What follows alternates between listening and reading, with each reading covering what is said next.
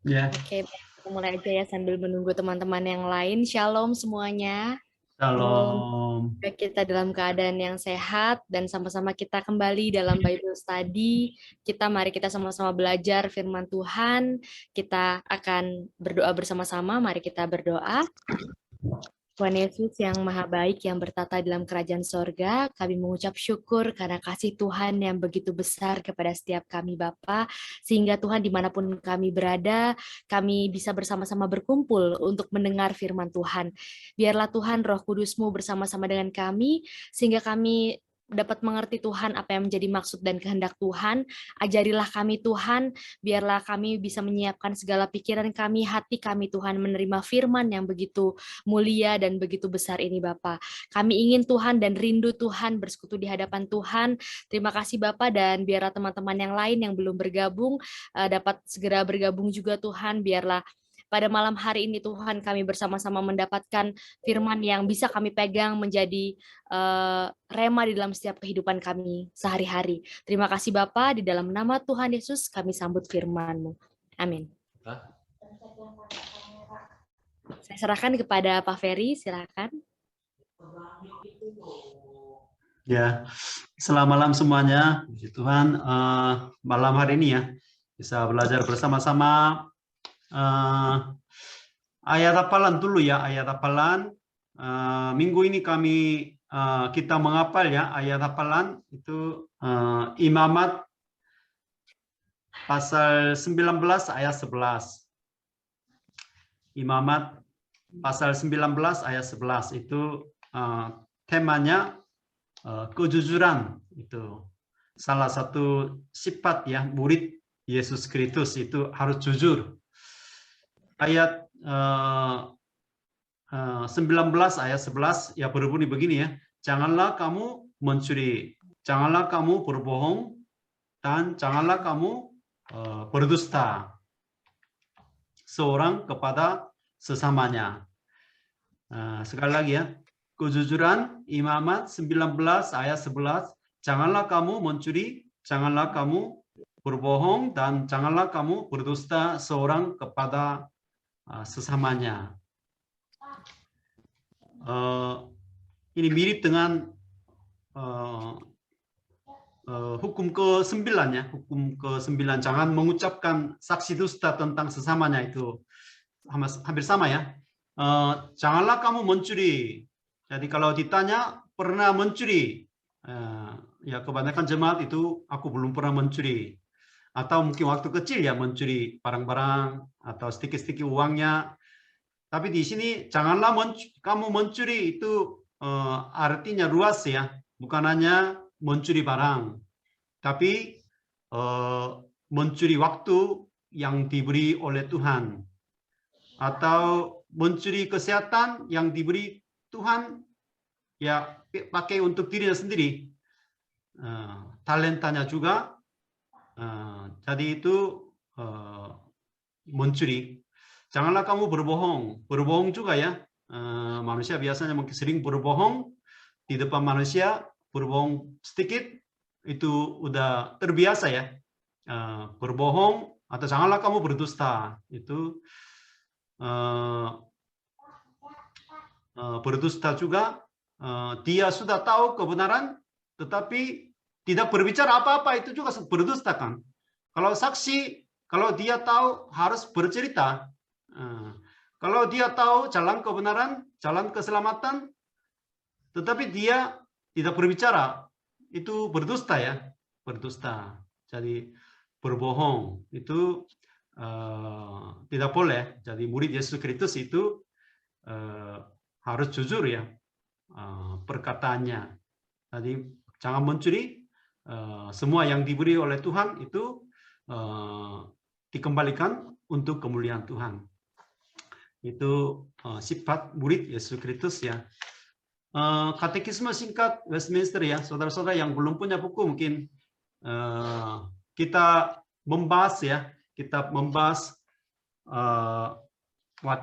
katekisme singkat Westminster. Jadi bulan ini ya yang paling penting di dalam ke-10 hukum ya, ke-10 hukum. orang diselamatkan dengan anugerah Tuhan, kita harus melakukan ke-10 hukum. Itu ya ringkasan hukum Taurat itu diringkas ya dalam hukum ke-10 firman Tuhan. Jadi apa hukum yang pertama? Hukum yang pertama itu penting ya. Hukum yang pertama ialah itu tertulis di dalam Keluaran pasal 20 ya. Keluaran pasal 20 dan Ulangan pasal 5 itu tertulis tentang ke-10 hukum. Itu jarang diajarkan di dalam gereja. Itu sangat penting sebenarnya. Yang hukum yang pertama itu apa hukum yang pertama? Jawabnya hukum yang pertama ialah jangan ada padamu Allah lain di hadapanku. Itu hukum yang pertama ya. Jadi kita percaya kepada Tuhan yang Maha Esa dan kita percaya kepada Allah Tritunggal. Jadi tidak boleh ada Allah lain. Allah lain di sini artinya ya dunia atau mungkin uang atau manusia, mungkin segala macam ya berhala itu selalu ada di tengah kehidupan kita. Jadi seharusnya Tuhan harus bertakhta dalam kehidupan kita, Allah Tritunggal.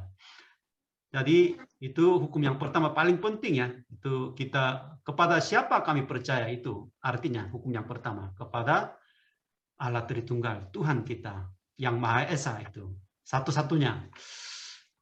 Hari ini kita bahas ya tentang firman Tuhan dari minggu yang lalu ya. Pasal 2 Tawari pasal 9. Pasal 9. Jadi saudara-saudara di rumah ya, baca bersama-sama ya, setiap hari mungkin satu pasal ya, baca bersama-sama. Kalau enggak baca langsung dengar itu agak sulit dimengerti ya. Tapi setiap hari baca bersama-sama, kemudian nanti mungkin dalam pertemuan Zoom ini ya kita bisa bertanya juga, maka jelas ya. 2 Tawari pasal 9 ya, itu kunjungan Ratu negeri Seba itu. Jadi Raja Salomo ya, Raja Salomo, aku sharing.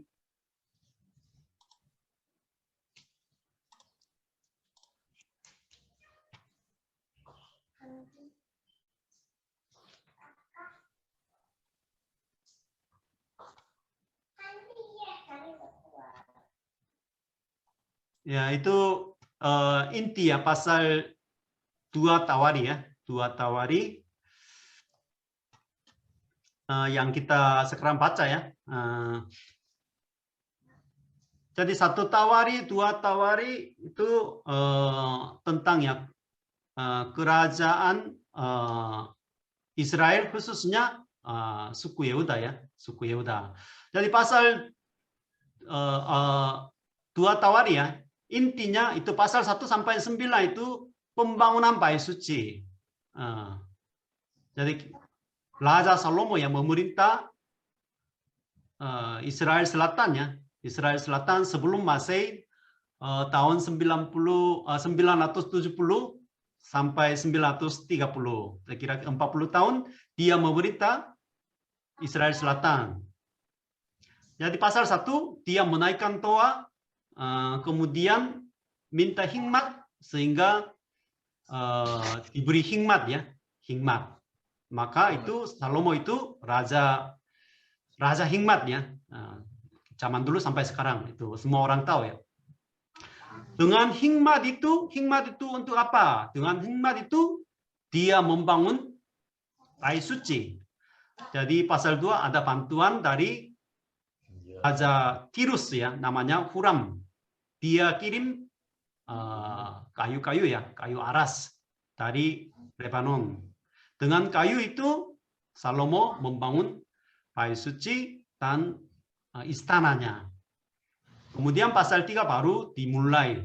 Bahannya semua disiap oleh papanya Daud. Dengan bahan itu dia membangun bait suci. Kemudian di dalamnya segala macamnya alat-alat untuk menyembah atau menyembelih hewan korban. Itu mesbah dan perkakas ya.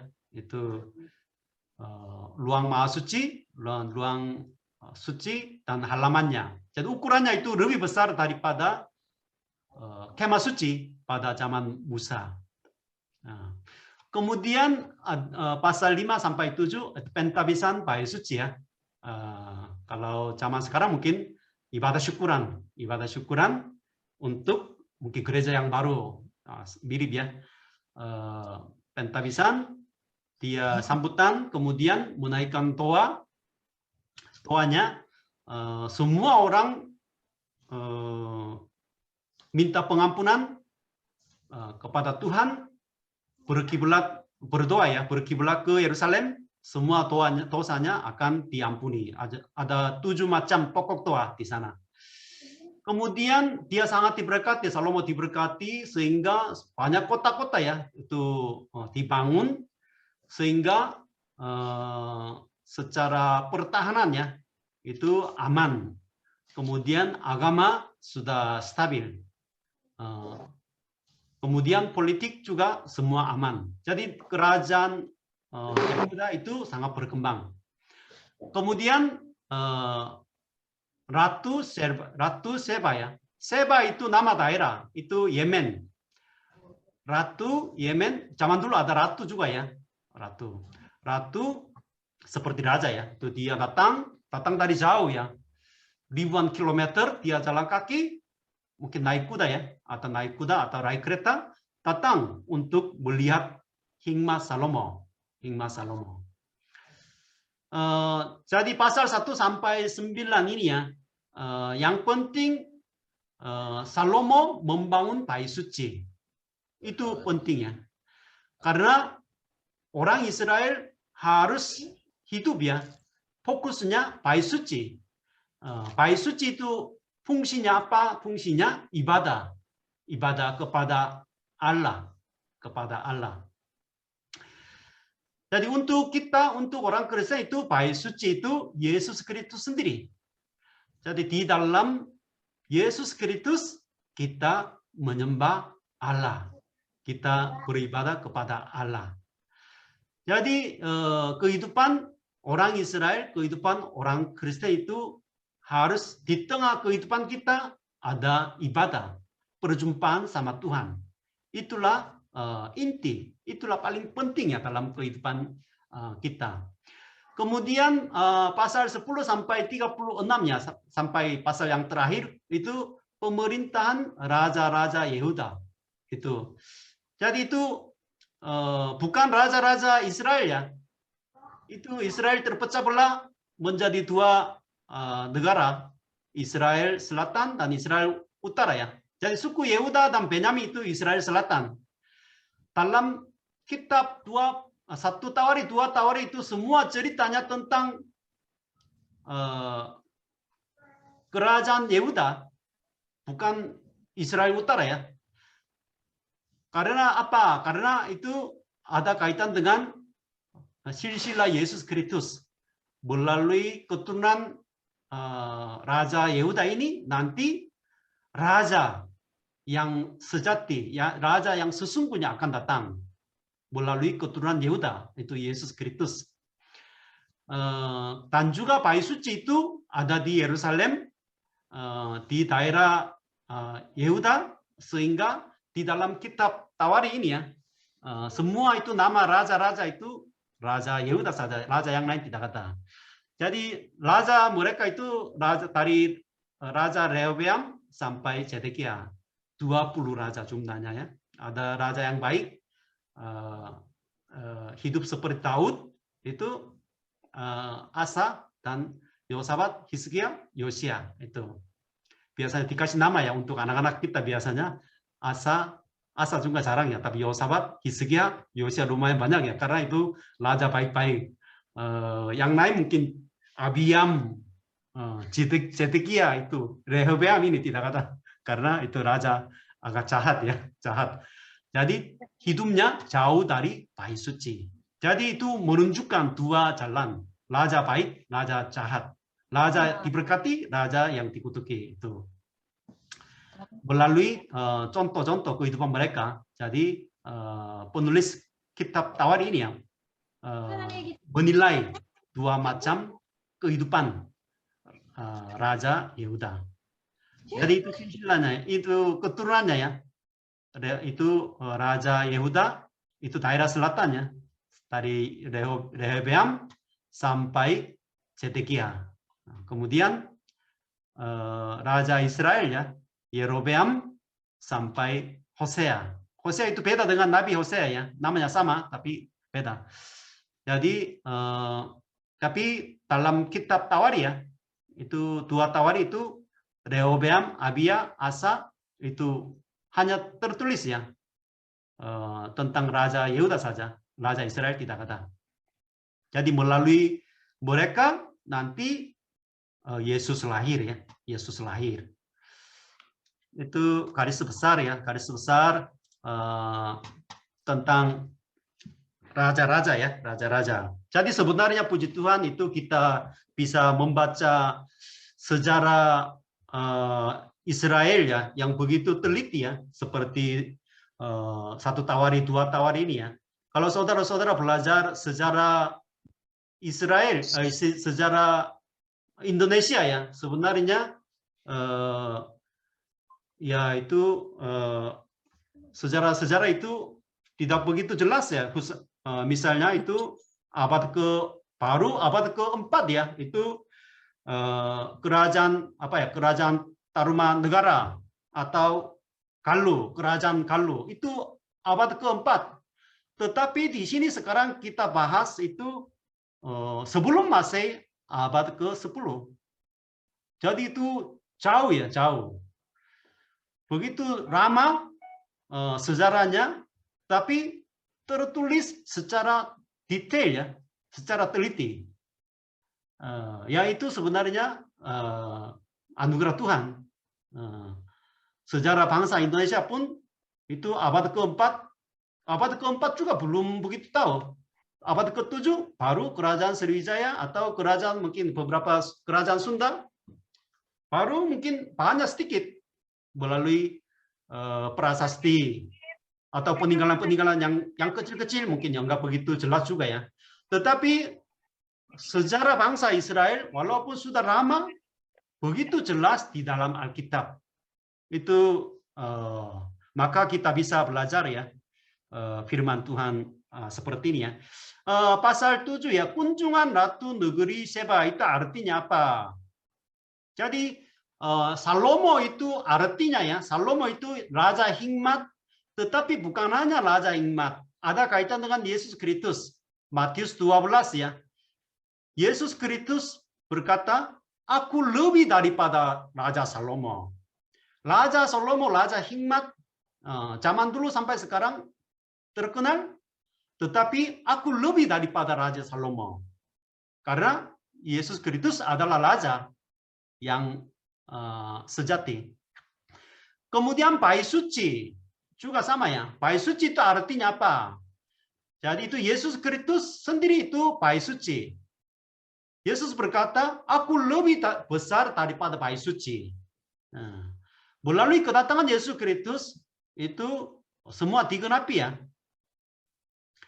Dan juga kerajaan Salomo atau kerajaan Daud itu juga digenapi dengan kedatangan kerajaan Allah yang dibawa oleh Yesus Kristus. Maka kerajaan Daud dan kerajaan Salomo itu artinya bagi kita orang Kristen sudah digenapi dengan kedatangan Yesus Kristus yang membawa kerajaan Allah di bumi ini. Jadi maka Ratu Negeri Seba datang.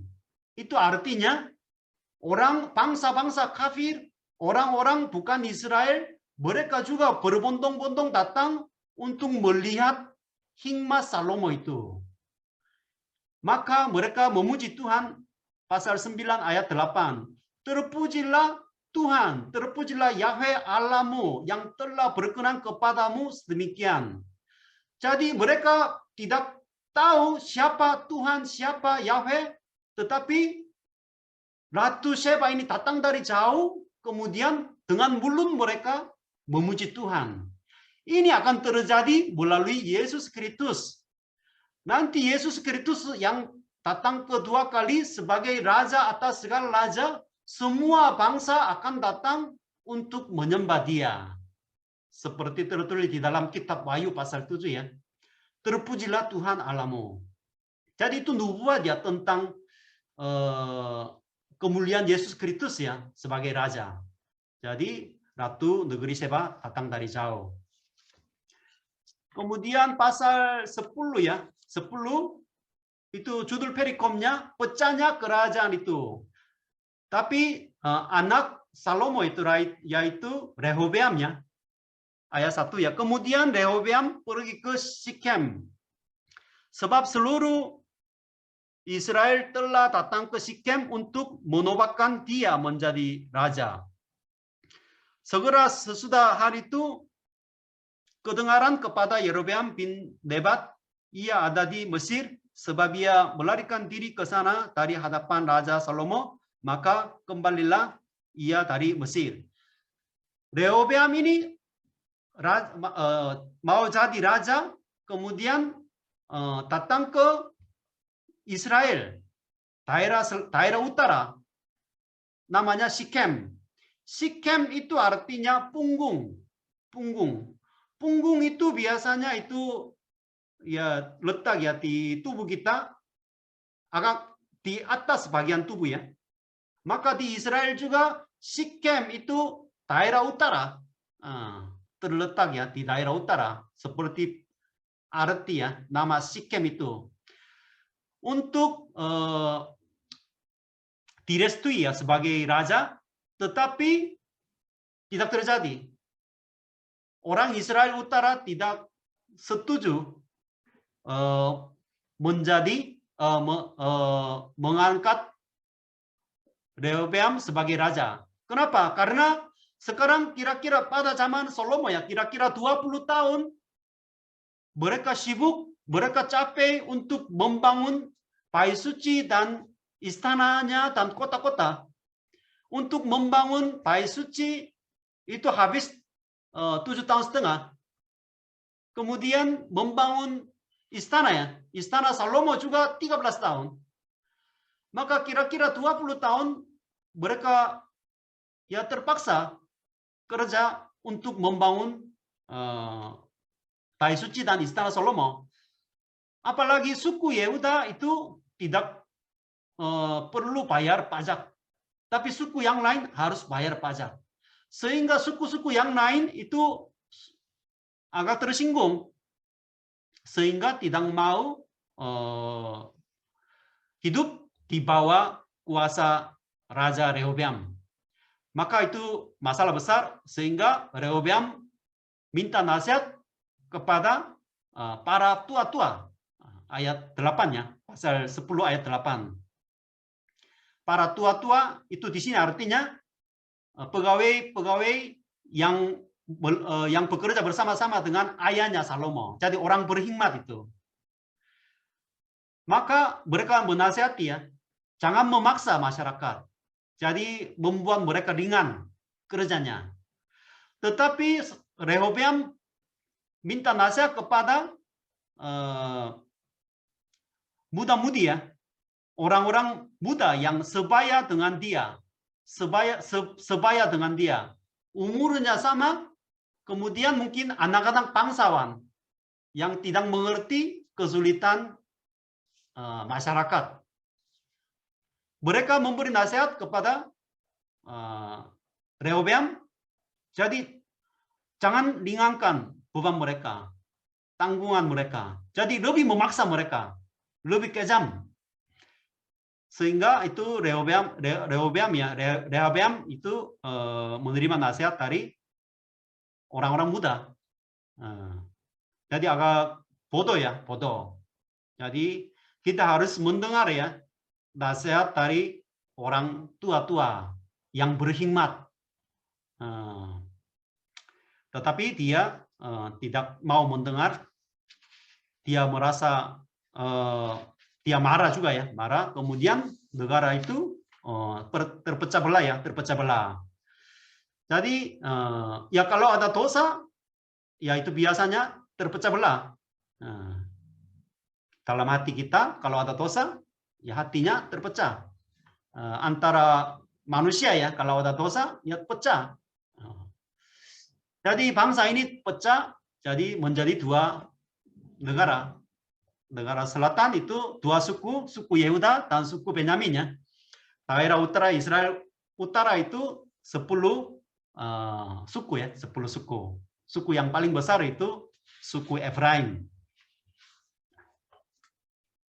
Kemudian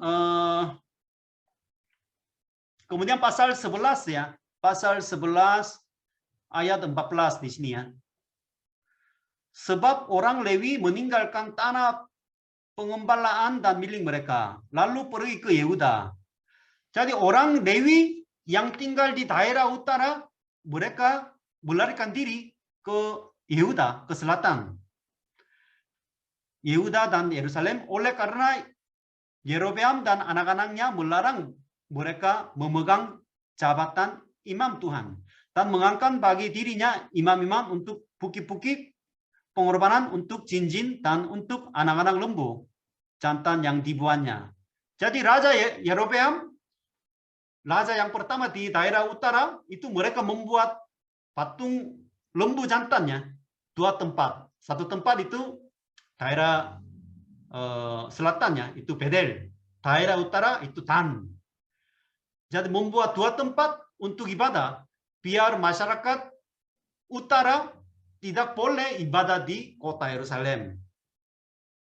Mau melarang. Apalagi imam itu mereka yang pilih imam, bukan keturunan orang Lewi. Sehingga di sini ya, orang Lewi terpaksa ya menyembah berhala, itu mereka melarikan diri ke daerah selatan untuk mencari ya, mencari Tuhan ya, mencari Tuhan di kota Yerusalem. Jadi meninggalkan kampung halaman mereka karena imam mereka. Itu sering terjadi ya, sering terjadi. Kemudian pasal 12 ya, Sisak menyerang Yerusalem. Sisak itu ayat 2 ya, itu Sisak itu raja Mesir. Raja Mesir menghancurkan Yehuda. Zaman Rehobeam ya, Rehobeam. Jadi di dalam kitab Tawari atau satu raja-raja, dua raja-raja biasanya ada serangan dari luar negeri. Itu artinya apa? Itu biasanya tegurannya, peringatan dari Tuhan. Karena ada dosanya. Kalau ada dosa, peperangan terjadi. Dalam hati kita, kalau ada dosa, ya selalu itu hati kita seperti berperang ya, berperang. Kemudian ayat 9-nya, ayat 9, maka majulah Sisak raja Mesir itu menyerang Yerusalem. Mereka sampai ke Yerusalem, ia merampas barang-barang perbendaharaan rumah Tuhan dan barang-barang perbendaharaan rumah raja. Semuanya dirampasnya. Ia merampas juga perisai-perisai emas yang dibuat Salomo. Salomo membuat perisai-perisai emas dengan yaitu emas murni ya. Tetapi zaman anaknya ini dirampas oleh bangsa kafir. Ya karena mereka hidup di dalam dosa. Itu artinya orang Kristen hidup di dalam dosa, terus berbuat dosa, sehingga berkat mereka itu diambil oleh Tuhan. Diambil oleh orang lain. Dihancurkan. Sehingga perisai-perisai itu dirampas. Kemudian ayat 10 sebagai gantinya Raja Rehobeam membuat perisai-perisai tembaga. Itu KW ya, 1-2 ya, yang murah. Jadi kalau ada dosa, ada serangan dari iblis, apa mungkin segala macam serangannya terjadi, peperangan rohani terjadi, maka berkatnya diambil, sukacitanya diambil. Ini terjadi ya zaman Raja Rehobeam. Kemudian pasal 13 itu anaknya, namanya Abia. Ayat 1 ya, dalam tahun ke-18 zaman Raja Yerobeam. Raja Yerobeam ini Raja Israel Utara ya, menjadi rajalah Abia atas Yehuda. Abia itu anak Rehobeam ya. Itu menjadi Raja Yehuda. Abia di sini Abia, tapi kalau kitab raja-raja ya, Abiam itu sedikit beda ya, sedikit beda. Karena itu jarak menulisnya itu lumayan jauh sehingga sedikit perubahan, tapi orangnya sama. Jadi ada peperangannya antara ayat 2 ya juga. 3 tahun lamanya ia memerintah di Yerusalem. Nama ibunya ialah Mikaya, anak Uriel dari Gibea, dan ada perang antara Abia dan Yerobeam. Jadi antara Israel Utara dan Selatan ada peperangan. Ada peperangan selalu terjadi. Jadi itu sebenarnya satu bangsa, satu saudara. Papa, nenek moyang mereka satu kan, Yakub. Itu ya di anak Yakub itu 12 anak. Semua satu saudara, tetapi itu berperang, saling membunuh. Itu sama ya, sama dengan zaman Adam dan Hawa juga. Adam dan Hawa mereka berdosa, kemudian diusir ya, berkatnya, hidup kekalnya diambil, kemudian diusir dari Taman Eden, seperti diambil perisai emas ini, kemudian anak mereka, anak Adam dan Hawa, itu Kain dan Abel ya. Apa yang mereka lakukan? Yaitu Kain membunuh adiknya, Abel. Jadi itu hasil dosa mereka. Antara saudara, ya itu saling membunuh. Seperti zaman Abia dan Yerobeam ini ya. Ya dunia ini juga sama. Dunia ini juga semua satu keturunan. Tapi ya mungkin setiap zaman dan sampai sekarang kerjaan kita ya saling membunuh. Antara saudara kita, antara mungkin agama, antara suku, ya saling membunuh. Itu terjadi ya, terjadi. Tetapi Raja Abia ini yang mengandalkan Tuhan. Ayat 18 ya di sini. Pasal 13 ayat 18. Demikianlah orang Israel ditundukkan pada waktu itu. Sedang orang Yehuda menjadi kokoh karena mereka mengandalkan diri kepada Tuhan, Allah nenek moyang mereka. Jadi Israel Utara, Raja Yerobeam itu mereka menyembah berhala, tetapi dalam peperangan ini ya, Raja Abia ya, Abiam itu mengandalkan dirinya kepada Tuhan, sehingga menang. Jadi melalui kisah seperti ini ya, yang membaca kitab Tawar ini, itu bangsa Israel yang sudah pulang dari kerajaan Babel, mereka dibuang ke Babel 70 tahun, kemudian mereka kembali ke kota Yerusalem. Jadi melalui pembaca ini, mereka mengandalkan siapa? Jadi seperti Raja Abia, saudara-saudara, mengandalkan dirimu kepada Tuhan, Allah. Itulah pelajaran untuk mereka dan ya bagi kita semua ya, mengandalkan siapa. Yang dulunya kita selalu dikatakan yang mengandalkan Tuhan, tetapi ya kita mengandalkan ya banyak hal ya, banyak hal. Orang, manusia, uang, banyak ya, banyak Allah lain ada di dalam hati kita. Karena manusia ini harus mengandalkan sesuatu. Walaupun dia tidak mengandalkan Tuhan, dia harus mengandalkan sesuatu. Itu manusia sifatnya. Abia menang. Kemudian pasal 14 ayat 6, pasal 14 sampai pasal 14, 15, 16 itu pasal hari ini ya, sampai hari ini itu kisah Raja Asa ya, Asa. Raja ketiga. Raja ketiga. Itu ceritanya panjang. Ceritanya panjang, 3 pasal. Mengapa ceritanya begitu panjang ya? Pasal 14, 15, 16. Karena ini raja baik ya tadi. Antara 4 raja. Raja Asa, Yosabat, Hiskia, Yosia.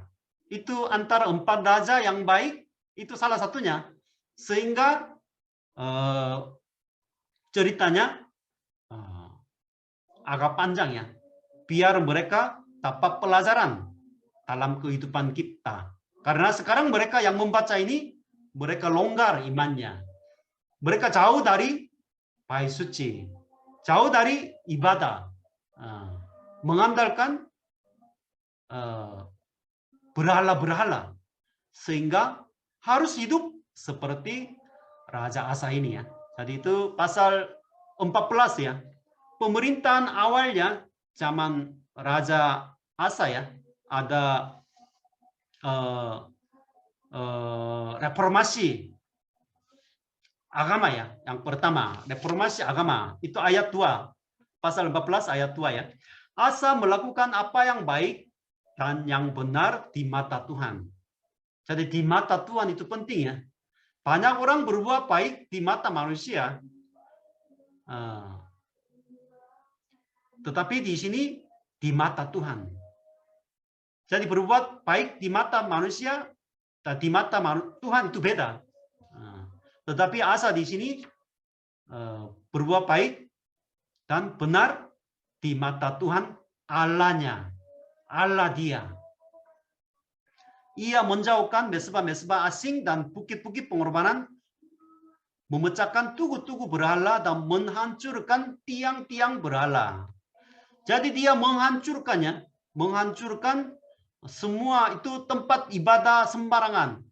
Bukit-bukit pengorbanan di bukit Zaitun ya, di depan kota Yerusalem, Bukit Sion, itu ada segala macam bukit-bukit tempat ibadah itu sembarangan. Menyembah segala macam Allah lain. Allah lain. Maka dia memecah tugu-tugu berhala. Tugu-tugu berhala di sini biasanya tugu Baal. Tugu Baal. Baal, patung Baal itu. Patung Baal itu artinya simbol dewa langit ya. Dewa langit. Kemudian menghancurkan tiang-tiang berhala. Itu tiang-tiang berhala itu bukan semacam tiang biasa, enggak.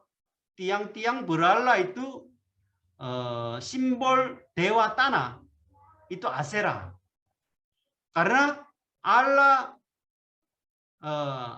dewa langit, dewa bumi harus bertemu, berjumpa melalui persetubuhan, sehingga di tanah ini kemakmuran itu terjadi. Itu konsep ya berhala zaman dulu. Sehingga ya mereka orang Israel Selatan itu, Yehuda itu, mereka menyembah Tuhan, Allah mereka di bait suci, dan sekaligus menyembah berhala. Jangan hanya menyembah berhala terus, enggak. Menyembah berhala hari Minggu datang ke gereja, tapi hari biasa yang menyembah segala macam berhala, menyembah mammon juga ya. Itu ya dua Tuhan mereka menyembah. Jadi ini itu ya melukai hati Tuhan ya, melukai hati Tuhan. Hari Minggu datang ke gereja, tapi hari biasa tidak ibadah, tapi ya menyembah dunia ini, mencari hal-hal duniawi untuk kemakmuran, untuk sukses, untuk menjadi orang kaya. Itu maka Raja Asa ya menghancurkan semua. Sangat berani ya, sangat berani. Sehingga ayat 5 ya, ia menjauhkan bukit-bukit pengorbanan dan pedupan-pedupan dari segala kota di Yehuda, dan kerajaan pun aman di bawah pemerintahnya. Sehingga apa yang terjadi? Aman. Aman itu penting ya. Raja Asa itu ada keamanan. Shalom itu damai. Dia mencari Tuhan. Ada peperangan juga ya sama Ethiopia ayat 9-nya, Zerah. Itu jumlah orang Yehuda sedikit, tapi mereka menang. Kalau mengeluarkan dosa, ada peperangan, itu selalu menang. Ayat 12. Dan Tuhan memukul kalah orang-orang Ethiopia itu. Bukan soal jumlah militer tentara ya. Peperangan Yahweh itu tergantung pada iman kita. Bukan jumlahnya, kekuatannya. Karena Allah yang berperang. Di sini ya Yahweh memukul kalah orang Ethiopia itu di hadapan Asa dan Yehuda. Kemudian hasilnya mereka memperoleh banyak jarahan. Peperangan besar, ya jarahan juga banyak diperoleh ya. Penderitaan besar, yaitu pelajaran juga besar ya. 2 Tawarikh pasal 15 itu reformasi yang kedua. Yang kedua di sini bukan hanya menghancurkan patung berhala, tetapi di sini ayat 12 mereka mengatakan perjanjian untuk mencari Tuhan. Semua masyarakat berkumpul, kemudian mereka mengatakan janji. Seperti zaman Musa, seperti zaman Yosua ya. Mengatakan janji untuk mencari Tuhan.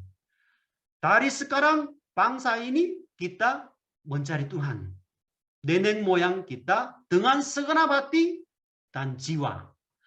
Jadi mereka mungkinnya bersumpah tidak menyembah berhala lagi. Sehingga di sini ayat 13, setiap orang, baik anak-anak atau orang dewasa, baik laki-laki atau perempuan yang tidak mencari Tuhan Allah Israel harus dihukum mati. Jadi hukumannya keras ya. 14, mereka bersumpah setia kepada Tuhan dengan suara yang nyaring, dengan sorak-sorai, dan dengan tiupan napiri dan sangkakala. Seluruh Yehuda bersukaria atas sesumpah itu, karena dengan segenap hati mereka bersumpah setia dan dengan kehendak yang bulat mereka mencari Tuhan. Tuhan berkenan ditemui oleh mereka dan mengaruniakan keamanan kepada mereka di segala penjuru. Jadi keamanan. Mereka mencari Tuhan, mengatakan janji sama Tuhan untuk mencari Tuhan. Masyarakat bersuka cita, senang. Kemudian negara itu ada keamanan. Aman itu amin, hampir sama ya. Mengaminkan, kemudian hasilnya aman. Ada perhentian. Itu reformasi ya, yang kedua, mengatakan janji. Zaman Raja Asa ya. Jadi iman kita selalu harus diperbarui seperti reformasi ya. Jadi iman kita itu selalu harus bertumbuh, berubah, bertumbuh. Bukan mungkin zaman dulu aku rajin gereja, aku mungkin melayani, zaman dulu aku setia. Jangan berpikir seperti itu ya. Seperti kita makan setiap hari kan. Setiap hari makan 3 kali. Jadi setiap hari kita berjuang. Setiap hari kita memperbarui iman kita, harus bertumbuh setiap hari. Seperti mengendarai ya sepeda. Kalau enggak injak ya, biasanya ya langsung berhenti, jatuh. Iman kita juga sama ya. Jangan merasa sudah aman, sudah stabil, longgar sedikit, enggak masalah, itu bisikan dari iblis ya. Jadi selalu mencari Tuhan, mencari Tuhan. Kemudian pasal 16 ya, itu yang terakhir, perjanjian Asa dengan Aram ya, Aram. Jadi Israel Utara namanya itu ayat 1 ya, pada tahun ke-36 pemerintahan Asa majulah Baesa, Raja Israel. Itu Raja Baesa itu Raja udah ke-6 ya, ke-6. Jadi Israel Selatan, Yehuda itu kerajaan itu jarang diganti. Hanya satu keturunannya. Tetapi Israel Utara itu bukan satu keturunan. Kerajaan terputus ya. Anaknya dibunuh oleh anak buahnya, anak buah menjadi raja itu seperti itu. Tetapi Israel Selatan itu semua itu satu keturunan Daud, belum pernah terputus.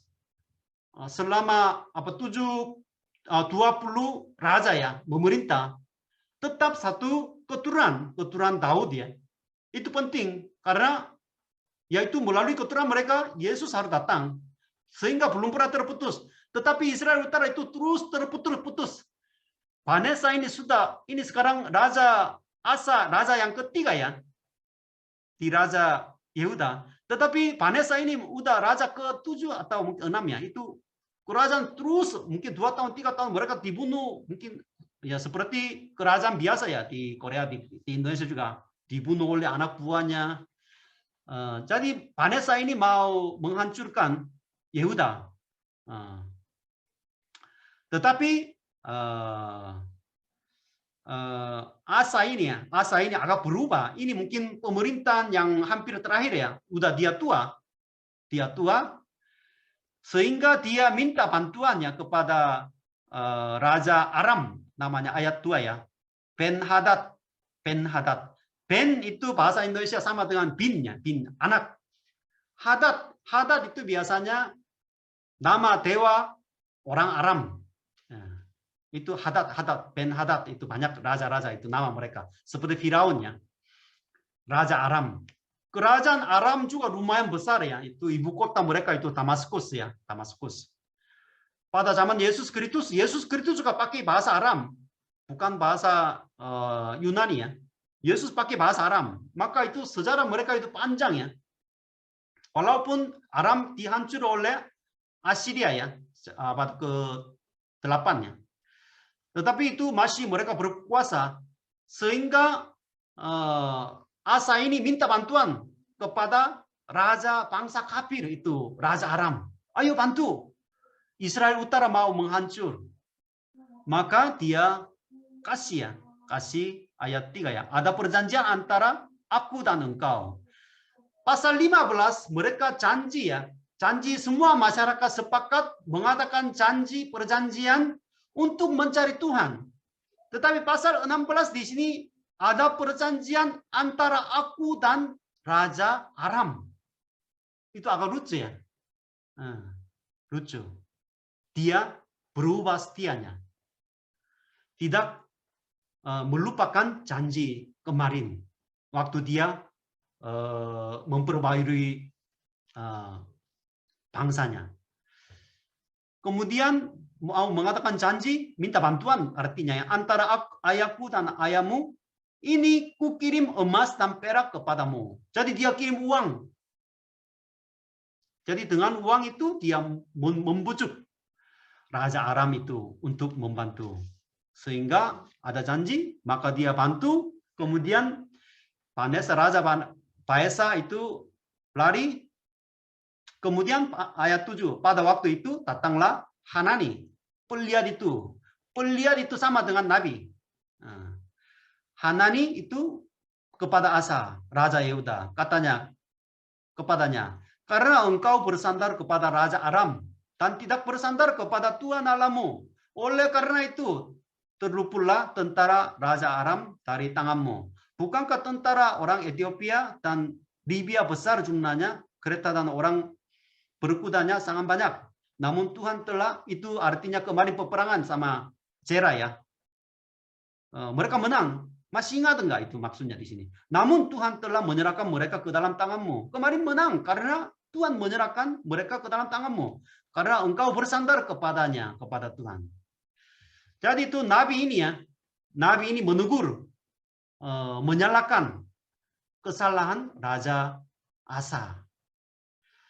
Jadi kadang-kadang itu nabi muncul ya di dalam kitab Tawari. Itu artinya raja bersalah, imam bersalah, biasanya nabi yang berteriak. Nabi itu pelayanannya di luar bait suci. Mereka berteriak-teriak karena raja dan imam, pemimpin agama itu sudah sesat, meninggalkan Tuhan. Sehingga Hanan ini berteriak-teriak. Sangat berani ya. Berani. Berteriak, nabi berteriak artinya, Hanani berteriak artinya siap dibunuh. Siap dibunuh. Sekarang kami jarang berteriak. Kenapa? Karena takut dibunuh. Tapi nabi ya itu harus berteriak. Tetapi raja marah ya. Raja ayat 10. Maka sakit hatinya Asa karena perkataan pelihat itu. Sehingga ia memasukkannya ke dalam penjara. Dia marah. Seorang nabi datang mau menyalahkan, ya menegur ya, mau menegur, tapi dia marah, mungkin terluka hati ya, tersinggung, sehingga Hanani itu dimasukkan ke dalam penjara. Tidak mau mendengar.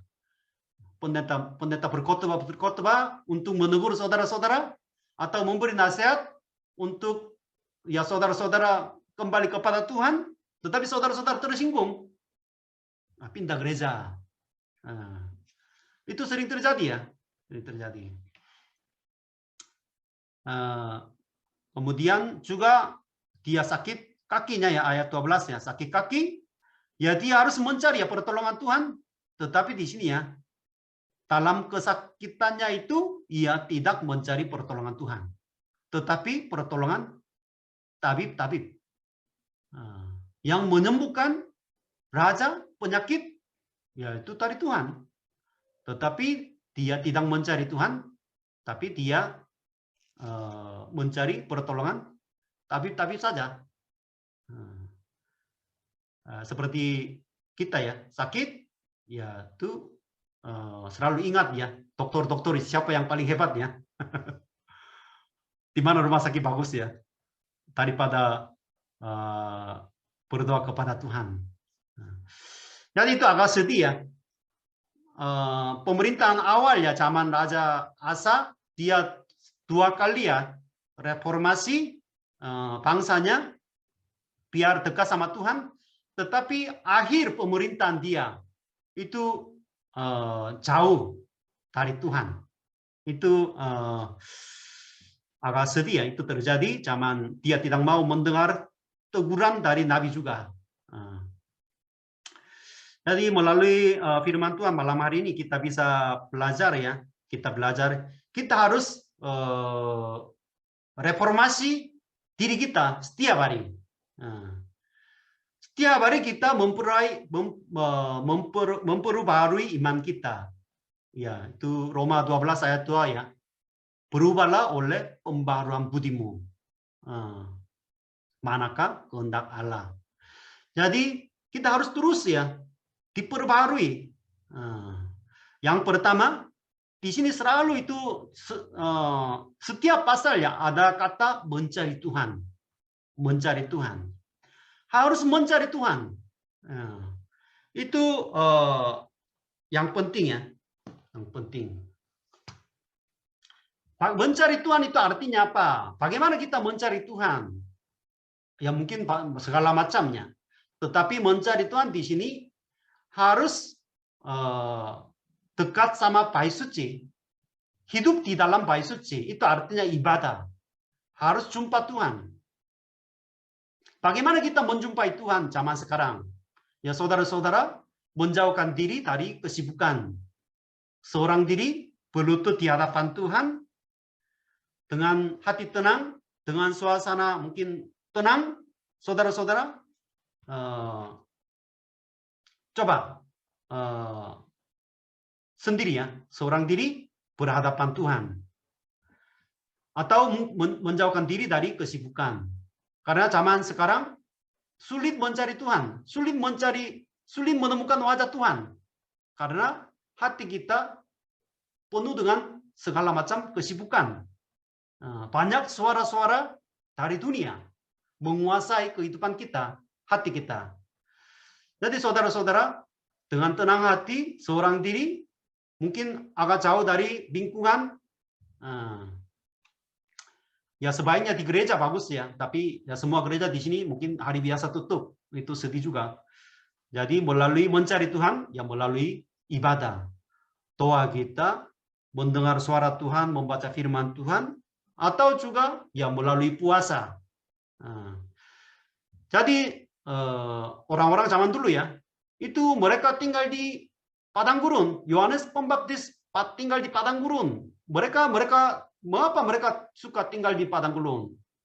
Mengapa bapak-bapak gereja ya, mereka tinggal di padang gurun, di dalam gua, karena mau mencari Tuhan dengan bersungguh hati, dengan segenap hati, bukan setengah hati. Jadi itu kita harus direformasi ya, sungguh-sungguh mencari Tuhan.